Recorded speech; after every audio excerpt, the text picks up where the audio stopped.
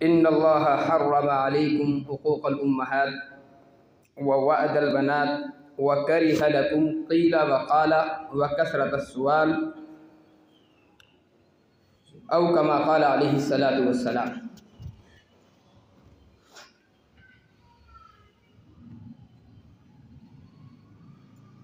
हदीस मुबारका के अंदर आका अलैहिस्सलातु वस्सलाम ने 4 चीज़ों का हुक्म बयान फरमाया है।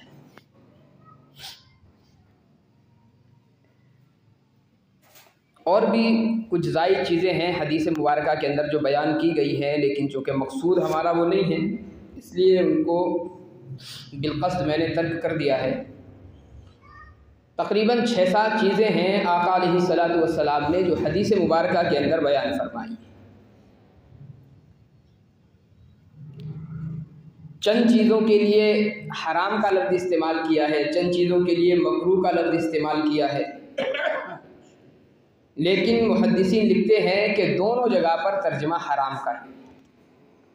सिर्फ अल्फाज को बदलने की खातिर जो है अलग अलग लफ्ज़ इस्तेमाल किए गए हैं। मकसूद सारी चीज़ों की हुर्मत को बतलाना है, हराम होने को बतलाना है। पहली जो चीज़ बयान की गई है वालिदैन की नाफरमानी है, सब जानते हैं हम हराम है। दूसरी चीज़ लड़कियों को ज़िंदा दफना देना, दरगोर कर देना,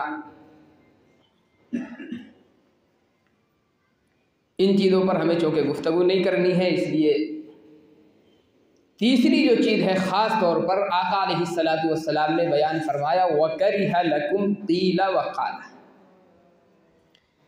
अल्लाह तबारक व तआला ने तुम्हारे लिए क़ील व क़ाल को भी हराम कर दिया है। यह क़ील व क़ाल क्या मतलब होता है?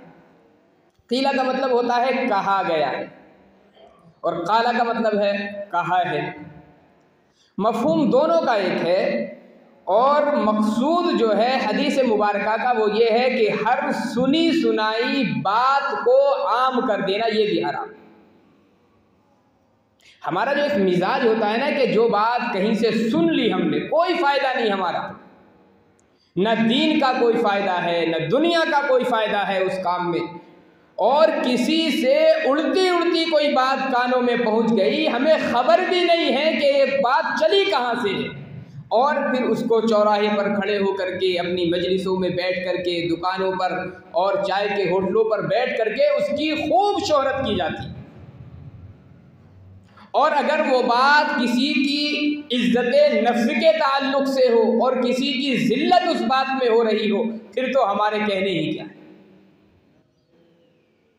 फिर हम नहीं सोचते कि बात ये चली कहाँ से, इसका कहने वाला मोतबर है भी या नहीं, और किस आदमी ने इस काम को किसी को करते हुए देखा है या किसी मोतबर आदमी से सुना है, हमें कोई मतलब नहीं होता। फिर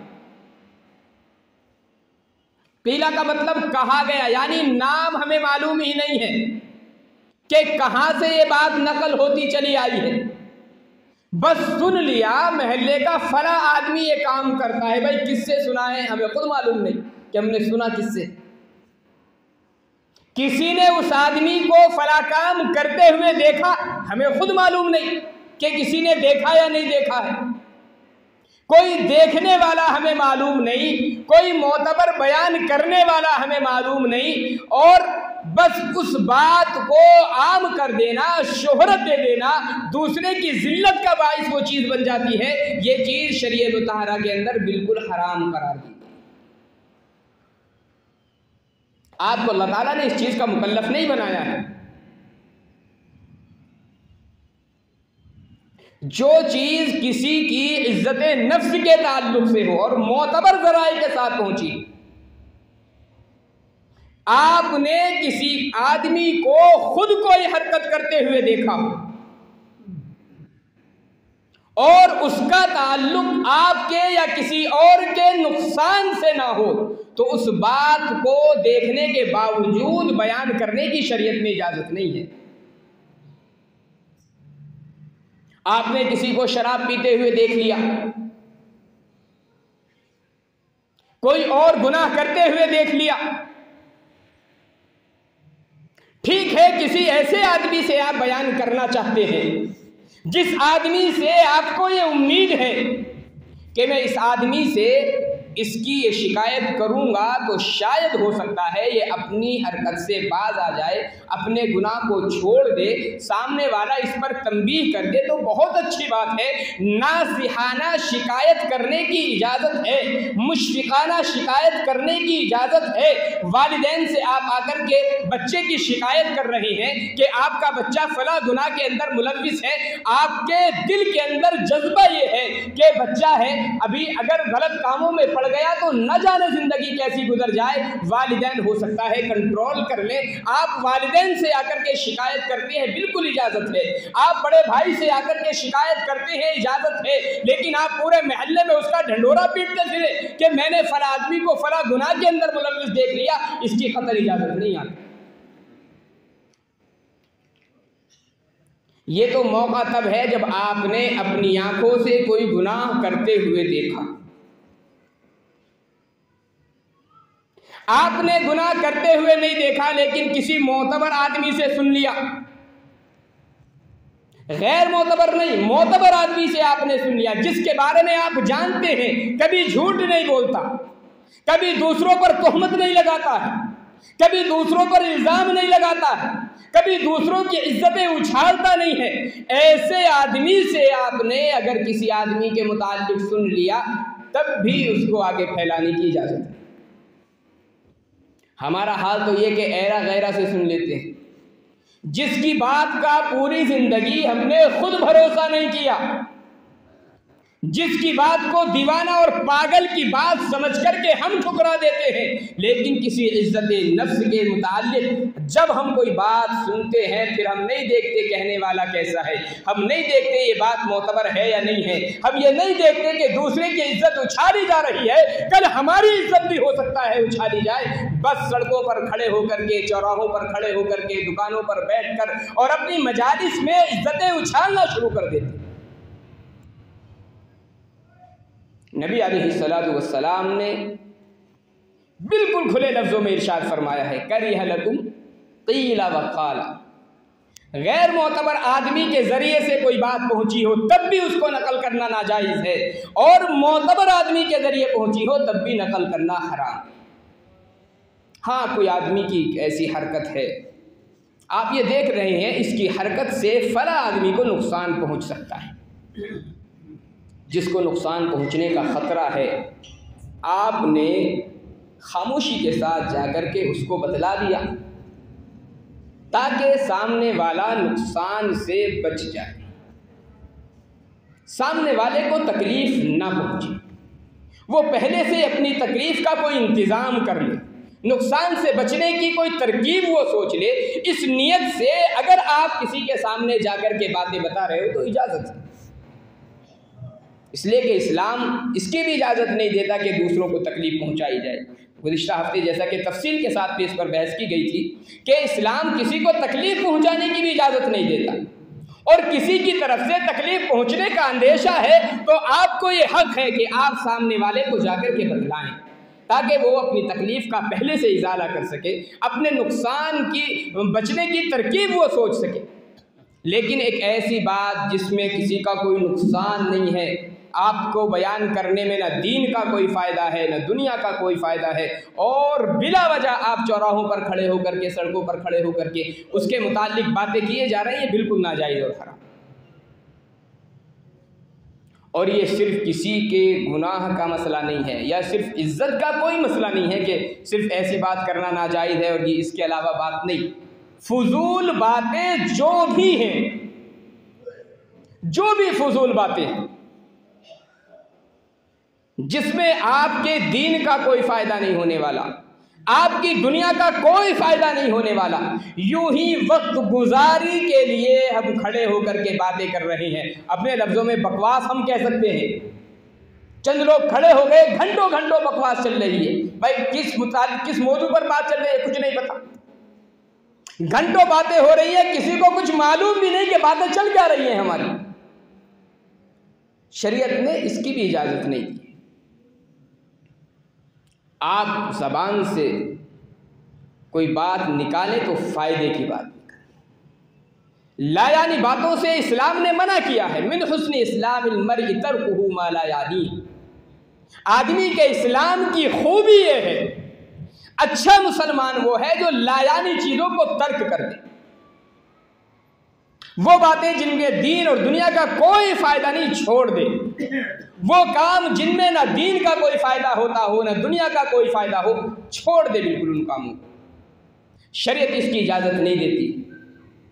हमें और आपको अल्लाह तबारक व तआला ने जो ये ज़िंदगी अता फरमाई है, ये जो सांसें अल्लाह तबारक व तआला ने हमें अता फरमाई है, ये लायानी कामों में गुजारने के लिए नहीं है। हमारा एक एक लम्हा, एक एक मिनट याद रखें, अल्लाह तबारक व तआला की ये अमानत है। अल्लाह तबारक व तआला ने मालिक बना करके हमें नहीं भेजा। हम अपने औकात में से, अपनी ज़िंदगी के 60, 70, 80 साल में से एक मिनट के मालिक नहीं है। अल्लाह तबारक व तआला ने ये अमानत दी है हमें। इसलिए कोई भी ऐसा काम जिसमें दुनिया का हमारा कोई फ़ायदा नहीं है, दीन का हमारा कोई फ़ायदा नहीं है, इन चीज़ों से बचने की कोशिश करनी चाहिए। दूसरी जो चीज़ है नबी अलैहिस्सलातु वस्सलाम ने जिससे मना फरमाया, वह कसरत सवाल, कसरत सवाल से, बेजा बिला वजह सवालात ज़्यादा करने से। कोई मामला पेश नहीं आया है, बैठे हैं, फ़र्ज कर लीजिए, ऐसी सूरत भी तो हो सकती है, चलो जी मौलवी साहब के पास चल रहे पूछते। पेश नहीं आया कोई मसला, बस बैठे बैठे दिमाग खाली था तो कुछ ना कुछ तो उसके अंदर भरना था आकर के। आपका दिमाग थोड़ा सा इधर को चला, सवालात उल्टे पुल्टे दिमाग में आए, मौलवी साहब के पास पहुंच गए जिस। अब वो सूरत अल्लाह के बंदो जब पेश आई ही नहीं है आपके सामने, उसको पूछने से फायदा क्या? क्या फायदा है उसको पूछने से?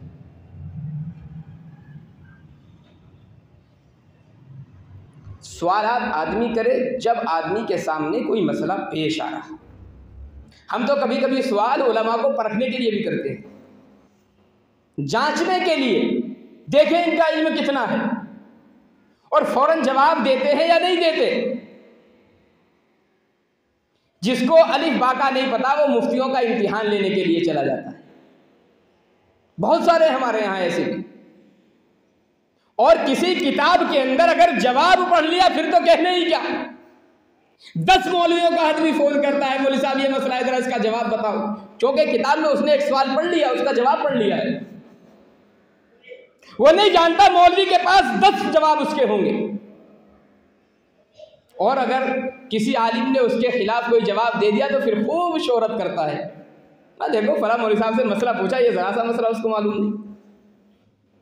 आपने पूरी जिंदगी दीन का 1, 2, 10, 20 मसले पढ़ लिए तो आप इतना उछलने लगे। आप ये नहीं जानते मौलवियों को लाखों मसले याद है, अगर एक याद नहीं हुआ तो आप आला हो गए इससे, या आप कीचड़ उछालना शुरू कर देंगे। हकीकत ये मेरे भाइयों, ये हमारी जिंदगी की बिल्कुल ऐन हकीकत है, ये कोई फर्जी बातें नहीं है। आपको अपनी ज़िंदगी में दीन के ताल्लुक़ से, दुनिया के ताल्लुक़ से जो मसाइल पेश आ रहे हैं, बिला तकल्लुफ़ आप सवाल करें, कोई मसला नहीं। शरीयत तो नाज़िल इसलिए हुई कि आपको अगर कोई भी मसला पेश आता है आप तहकीक करें, उसको हल करने की कोशिश करें। लेकिन हल करने का यह मतलब नहीं है कि फ़र्जी सवाल बनाए और हल करते फिरे फिर उसको। पूरी जिंदगी आपके सामने जो चीज पेश आने वाली नहीं है या कल पेश आने वाली है, तो आज क्यों उसकी तलाश में आप लग रहे हैं? कल जो सूरत पेश आएगी उसके मुतालिक आप सवाल करें। एक चीज। दूसरी चीज क्या है? कसरत सवाल। कसरत सवाल ये भी है कि बाल की खाल निकाली जाए, ये भी कसरत सवाल है। कोई मसला आपने मालूम किया किसी भी आलिम से, मोतबर आलिम से, जो आपकी नज़रों में मोतबर, उसने जवाब बता दिया, बस अब उस जवाब में बाल की खाल नहीं निकालनी चाहिए। इसलिए कि जितना आप सवाल करते जाओगे उतना फंसते जाओगे, ये यकीनी बात है। जितने सवालात आप करोगे इतना आपकी जिंदगी दुश्वार होती जाएगी। सहाबाए किराम रज़ियल्लाहु अन्हुम अजमईन, हालांकि हम सब जानते हैं दीन के कितने बड़े आशिक थे और कितने बड़े हरीस थे, लेकिन सहाबाए किराम अज खुद आका अलैहिस्सलातु वस्सलाम से सवाल करने से परहेज करते थे, इंतज़ार में रहते थे। कोई देहाती आए जो आदाब मजलिस से बहुत ज़्यादा वाकिफ़ ना हो, वो ये भी ना जानता हो कि एक वक्त के नबी का अदब व एहतराम क्या होता है, बात करने का सलीका ना जानता हो, नबी अलैहिस्सलातु वस्सलाम से आकर के वो सवाल करे तो आका अलैहिस्सलातु वस्सलाम की ज़बान मुबारक से जो जवाब आए वो हम महफूज कर लें। अब खुद सवाल नहीं करते थे ज़्यादा। आप अहादीस पढ़ कर के देखें, सहाबाए किराम ने बहुत ज़्यादा सवालात नबी अलैहिस्सलातु वस्सलाम से नहीं किए, एहतियात करते थे। क्यों? इसलिए कि आका अलैहिस्सलातु वस्सलाम ने मना फरमाया। एक मौके पर एक सहाबी आए, सवाल कर दिया, अल्लाह के रसूल मेरा बाप कौन है? अब सोचे बात कोई सवाल करने की। जिन साहब ने सवाल किया था उनके मुताल्लिक असल में कुछ शुकूक व शुबहात लोगों को रहा करते थे, तरह तरह की बातें किया करते थे। नबी सल्लल्लाहु अलैहि वसल्लम की खिदमत में आ गए, आकर के अर्ज़ की अल्लाह के रसूल बतलाए मेरा बाप कौन है? अल्लाह के रसूल ने फरमाया लोगों ऐसे सवाल ना किया करो कि अगर जवाब दे दूं तो शर्मिंदा होकर के जाओ यहाँ से। अल्लाह ना करे तुम अगर जिना की वजह से पैदा हुए हो और एक वक्त के नबी से आकर के तुम सवाल कर रहे हो कि मेरा बाप कौन है, अगर नबी ने बतला दिया तुम्हारा बाप वो नहीं है जिसे तुम समझ रहे हो, बल्कि फला आदमी तुम्हारा बाप है, तो बताओ शर्मिंदगी होगी या नहीं होगी? मकसूद क्या है? जो अहम मसाइल हैं जिंदगी गुजारने के लिए, जिन मसाइल की जरूरत होती है उन मसाइल को मालूम करो, बिला वजह के इधर उधर के सवालात में ना पड़ो। एक साहब ने अभी परसों या तरसों की बात है फ़ोन किया, कहने लगे जी वो फरिश्ता कौन सा है जो जन्नत को देख करके खामोश हो गया और हंसता ही नहीं? ठीक है, दीन की बारीक बातें तुम्हें क्या काम है इनसे? ये जो अहादीस है ये तुम जैसे के लिए नहीं है। ठीक है, जिनका ताल्लुक पढ़ने पढ़ाने से है उनके सामने मुख्तलिफ अहादीस आती रहती हैं, सारी चीज़ें नबी अलैहिस्सलातु वस्सलाम की जो कि महफूज है, लेकिन ईमानदारी से बताओ हमें मालूम हो गया वो फरिश्ता, तो हमें दीन का या दुनिया का क्या फ़ायदा हो गया? कितनी रकत का सवाब हमें मिल जाएगा? ये दीन का कोई मसला थोड़ी है। हम दीनदार से आदमी थे वो। मैंने उनसे कहा मियाँ उनकी तो छोड़ो, आप ईमानदारी से बताओ तुम कितनी मरतबा खामोश हुए हो जहन्नम का नाम सुन करके? क्या तुम्हारे चेहरे की हंसी कभी गायब हुई है जहन्नम के नाम से? और मालूम हो पूरी मजलिस उनकी लगी हुई थी, लोग आपस में बातें कर रहे थे। अब किसी ने शोशा छोड़ दिया। तो ये जो सवालात है ये क्या है? हमारा दीन का कोई फ़ायदा नहीं है, दुनिया का कोई फ़ायदा नहीं है। जो ज़रूरी मसाइल हैं उनको मालूम करना चाहिए। जो चीज़ें पेश आ रही हैं उनको आप बिला तकल्लुफ़ मालूम करें। और उसमें भी मैं बार बार अर्ज़ करता हूँ, ऐरे गैरे से ना मालूम करें। आपकी नज़रों में जो मोतबर हो उससे जाकर के मालूम, और मोतबर आदमी ने कोई जवाब आपको दे दिया, अब दूसरे के पास जाने की ज़रूरत नहीं आपको कि आप तहकीक करते फिर। ये जिम्मेदारी भी आपकी नहीं है, ये जिम्मेदारी भी अल्लाह ने आपके ऊपर नहीं डाली है। अगर दीन का कोई मसला आपने किसी मोतबर आदमी से मालूम कर लिया है, अगर आपकी अमल की नीयत है बस खामोशी के साथ उस पर अमल करना शुरू करें। खुदा ना खास्ता अगर आपका अमल गलत भी हो रहा है और मसला उस आलिम ने गलत भी बता दिया, आपके ऊपर कोई जिम्मेदारी नहीं बनती। लेकिन हमारा होता क्या है? मकसद हमारा अमल तो होता ही नहीं है।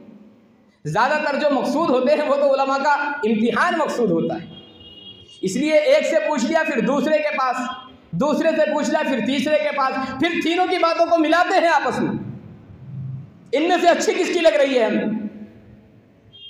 ये नहीं कि शरीयत किसकी बात को ज़्यादा अच्छी कह रहे, नहीं, मुझे किसकी बात अच्छी लग रही है और जिसकी बात मुझे अच्छी लग गई वो सबसे बड़ी आली। मेरे भाई, शरीयत का मिजाज ये नहीं। मूसा अलैहिस्सलाम का वो बड़ा मशहूर वाक़या है बनी इसराइल वाला। वो एक कत्ल हो गया था बनी इसराइल में। लोगों ने तहकीक शुरू की कि कातिल का पता लगाया जाए। हज़रत मूसा अलैहिस्सलाम के पास आए, वाक़या बयान किया मूसा अलैहिस्सलाम के सामने। वही आई हज़रत मूसा अलैहिस्सलाम पर। कातिल को मालूम करने का तरीक़ा ये है कि कोई बछड़ा ज़िबा कर दें और उसका गोश्त इस मक़तूल को लगा दें। ये मक़तूल कुछ देर के लिए अल्लाह तबारक व तआला इसको ज़िंदा कर देगा और ये अपने कातिल का नाम खुद बतला देगा। अब जिसके दिमाग में शरारत भरी हुई हो वो एक दो जवाब से मुतमईन नहीं होता है। अब मूसा अलैहिस्सलाम ने बतला दिया, बस भाई बछड़ा आपने कह दिया, दुनिया में जो भी बछड़ा आपको मिले ला करके ज़िबा कर दो और गोश्त लगा दो, काम हो गया आपका। जब मूसा खुद तफसील नहीं बता रहे, आपको तफसील की क्या जरूरत है मालूम करते फिरे। मालूम करने लगे मूसा उसका रंग कैसा होगा। मूसा अलैहिस्सलाम ने रंग भी बतला दिया, ऐसा रंग। अब जाहिर है एक रंग अगर मुतय्यन हो गया तो हर बछड़े का वो रंग नहीं मिल सकता। और सिफात मालूम की मूसा, उसकी क्या क्या सिफत होनी चाहिए। वो खेत में जोता हो चल जाएगा या जो खेत में नहीं जोता वो चलेगा। दुनिया भर की तफसीलें मालूम करते रहे। जितना सवाल करते रहे अल्लाह तबारक व तआला की जानिब से उतनी क़ैदें उतरती रही। सवाल करते गए, जवाब आता गया, सवाल करते गए, जवाब आता गया। आखिर में अब जैसा बछड़ा हज़रत मूसा अलैहिस्सलाम ने बतलाया, अब तलाश करते फिर रहे कि इलाके में कोई बछड़ा नहीं मिलता वैसा। अब बड़े परेशान हो गए। अब कातिल का पता तो उसी बछड़े से लगेगा। मूसा ने जैसी सिफात बतला दी। इसराइली रिवायात में आता है कि अब एक बछड़ा उन्हें कहीं से मिला, किसी गरीब के घर में वो बछड़ा था। ख़रीदने की बात उसने की, कहने लगा जी इस बछड़े के वज़न के बराबर अगर सिक्के तोल करके दो तो दूंगा, नहीं तो नहीं देता। बताए बछड़े की कोई कीमत होती है इतनी? क्या आप उसके गोश्त के बराबर सिक्के तोल करके दें? लेकिन जितने सवाल करते गए उतना फंसते गए। अब बछड़ा कोई और है ही नहीं इसके अलावा, मजबूरन उतने सिक्के तोल करके देने पड़े और उस बछड़े को लेकर के गए। अगर इतने सवालात ना करते, मूसा ने जब कह दिया था बछड़ा ज़िबा करके लगा दो, कोई भी बछड़ा ज़िबा करके लगा देते। बताओ जवाब था या नहीं था मुकम्मल, और मसला हल हो रहा था उनका। लेकिन जब दिमाग की शरारती जो रग होती है वो उभरती है, तब ऐसे उल्टे सीधे सवालात जहन में आते हैं और फिर एक नहीं दसियों मुफ्तियों के चक्कर काटने पड़ जाते हैं, मसला हल नहीं होता। इसलिए कसरत सवाल के अंदर दोनों चीज़ें हैं। एक तो ये कि जो मसाइल आपको पेश आ रही हैं सिर्फ उन मसाइल का सवाल करें। बिला वजह के जहनों के अंदर उल्टे सीधे मसाइल सोच लिए, दूर तक उनका नामो निशान भी नहीं कहीं पेश आ सकते हैं, और चल दिए मुफ्तियों के पास उठा करके। ये मुमानात है शरीयत में इसकी। दूसरा ये कि मोतबर किसी आदमी ने जवाब दे दिया, बस आपका काम भी ख़त्म हो गया। उसने जो जवाब दे दिया उसी के मुताबिक आप अमल कर लें। अब आपको बहुत ज़्यादा तहकीक की ज़रूरत नहीं है। हाँ, इतना शरीयत ने आपको मुकल्लफ बनाया है कि ऐरे गैरे से भी मसाइल नहीं मालूम करते फिरो।